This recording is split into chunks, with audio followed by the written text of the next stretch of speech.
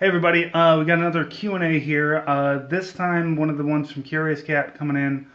It says, "Don't you think our politics are a reflection of our military machine at this point, and not the thing pointing the military hither and thither, from the factory to the soldier pulling the trigger?" Oftentimes, I have talked about how the military is not necessarily we're it. A lot of people think that because the military is hard right wing, that's what we do. Like that's how we operate as an entity. But I've often said that the military is like a hammer. We're not the arm that swings it. We're the ones who do what we are told to do by the elected officials. So, and I still do believe that. Now, I think that the reflection comes from, where the military becomes right wing and imperialist because our government is right wing and imperialist.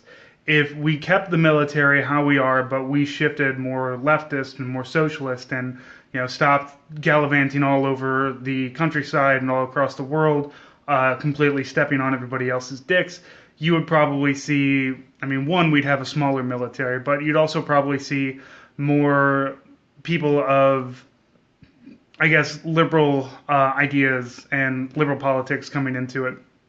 And there are a lot of people who are liberal and who are leftist in the military, as we could see with that picture of the cadet with the "Communism will win" written inside of his cadet hat. But honestly, I still do believe that where this all really comes down to is the government that we put in place. And everything beyond that is a reflection of that, because the government makes the policies, the government makes the laws, and the government are the ones who put out the, for lack of a better word, propaganda. So if you want things to change with the military, if you want things to change with just the way that everybody does everything on a state level, on a local level, and on a federal level, it comes from those elected officials. Now, I'm not 100% sure that just voting the bastards out is going to work, obviously, because we're just going to be trading one imperialist for another. But that, therein lies our problem, is we have pretty much created an oligarchy for ourselves more than anything else. So yeah, there's where it all lies. It lies with who we have elected and where they decide to point the military. And if you have any follow-up questions, you can feel free to ask them below on Twitter. I'll be happy to field some more stuff on this, because it's a difficult, like, it's a chicken or the egg kind of thing. I've always kind of seen it in one way, and I know people see it the other way. As somebody who's been in the military for over 17 years at this point, though, I really do see it as more of we move how the government tells us to move, not the other way around.